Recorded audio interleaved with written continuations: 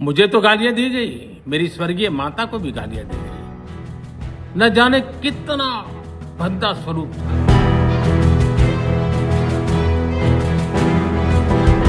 রাজনীতির উত্তপ্ত ময়দানে বহুবারই যুক্তির বদলে বড় হয়ে উঠেছে আক্রোশ।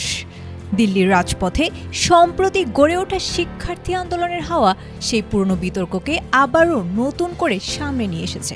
তবে আইনি ব্যবস্থার কঠোর চাবুক কিংবা প্রতি আক্রমণ নয়, রাজনৈতিক ঝড় থামানোর ক্ষেত্রে এবার বেছে নেওয়া হলো ভিন্ন এক কৌশল। তরুণ প্রজন্মের প্রতি এক অভিভাবক সুলভ আহ্বানের মাধ্যমে নতুন বার্তা দিলেন দেশটির রাষ্ট্রপ্রধান।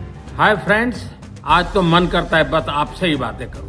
শুক্রবার রাতে সামাজিক যোগাযোগ মাধ্যমে নিজের ভেরিফাইড পেজে প্রকাশিত এক ভিডিও বার্তায় তরুণ সমাজের উদ্দেশ্যে কথা বলেন ভারতীয় প্রধানমন্ত্রী নরেন্দ্র মোদী। আন্দোলনের নামে তাকে ও তার প্রয়াত মাতাকে অশালীন ভাষায় কটূক্তি করার যে ঘটনাটি যন্তর মন্তরে ঘটেছে তা নিয়ে নিজের ক্ষোভ নয়, বরং সহমর্মিতার কথা ফুটে ওঠে তার বক্তব্যে। প্রধানমন্ত্রীর মতে তরুণ বয়সে আবেগপ্রবণ হয়ে ভুল সিদ্ধান্ত নেওয়াটাই স্বাভাবিক, কিন্তু সেই ভুলকে আঁকড়ে না ধরে থেকে আধুনিক জেনারেল হাসপাতাল ও উন্নত প্রযুক্তি এবং অভিজ্ঞ চিকিৎসক দলের নিরলস প্রচেষ্টায় আমরা আছি আপনার পাশে।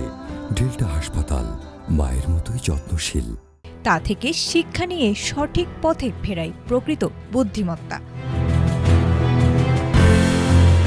আইনি লড়াই বা আদালতের কাঠগড়ায় দাঁড় করিয়ে এই তরুণদের শাস্তি দেওয়াকে স্থায়ী সমাধান বলে মনে করছেন না তিনি, বরং রাষ্ট্রীয় কাঠামোর ভেতর থেকেই তাদেরকে কাছে টেনে নেওয়ার উপর গুরুত্ব দিয়েছেন মোদী।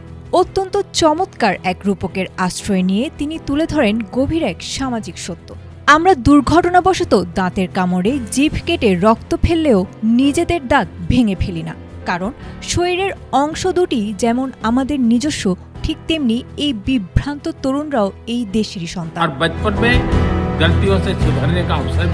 সামাজিক শিষ্টাচারের সীমা বজায় রাখার আকুল আবেদন জানিয়ে প্রকাশিত এই বার্তা রাজনৈতিক অঙ্গনে এখন আলোচনার তুঙ্গে। আক্রোশের বদলে ক্ষমার পথ বেছে নিয়ে বিভ্রান্ত তরুণদের দেশের কাজের সঙ্গী করার আহ্বান যে এক নতুন রাজনৈতিক শিষ্টাচারের ইঙ্গিত দিচ্ছে, তা নিয়ে তৈরি হয়েছে নতুন মেরুকরণ। Desk report, ATN Bangla.